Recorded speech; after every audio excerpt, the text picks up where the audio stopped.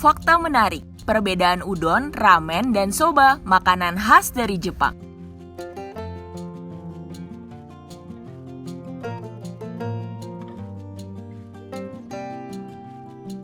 Siapa yang ingin pergi ke Jepang dan mencoba ramen, udon, dan soba? Lezatnya. Jadi lapar nih.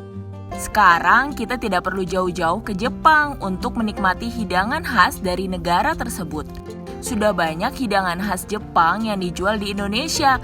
Salah satunya hidangan mie yang populer di sana. Di Jepang, hidangan mie paling populer yaitu ramen. Namun selain itu ada juga udon dan soba. Apakah ketiganya berbeda ya? Tentu saja.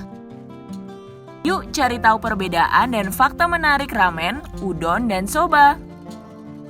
Ramen berasal dari hidangan bernama lamian asal Tiongkok yang berkembang di Jepang.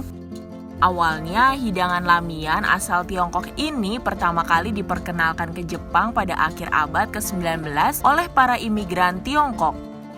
Semakin berkembangnya zaman, variasi lamian yang ada di Jepang akan berkembang menjadi ramen. Nama ramen sendiri berasal dari lamian yang artinya mie yang dibuat renggang.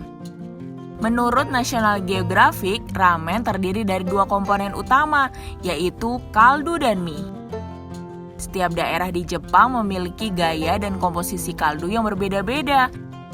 Semangkuk ramen yang sempurna disiram dengan kaldu yang digunakan untuk merebus 40 bahan selama berjam-jam. Mie ramen biasanya bisa disimpan hingga 10 hari di tempat yang sejuk agar tercapai rasa dan tekstur yang paling lezat. Diketahui ada sekitar 30 jenis ramen di Jepang dengan 4.000 tempat yang menjualnya di Tokyo.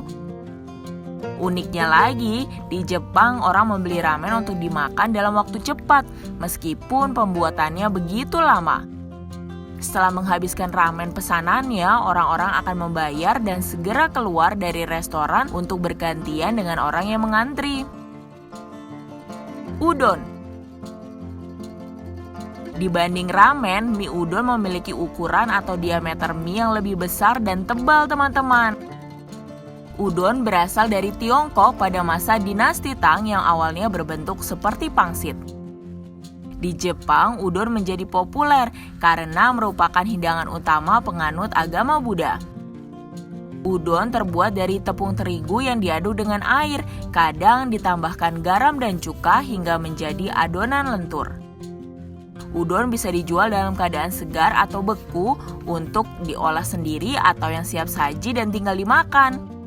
Secara sederhana, udon sudah bisa disajikan dengan kuah bening dari kaldu dashi, shoyu, atau miso. Selain disajikan dengan kuah, udon juga dapat diolah dengan cara digoreng yang biasa disebut yaki udon. Soba. Secara ukuran, mie soba lebih mirip dan mendekati ukuran diameter mie ramen, teman-teman.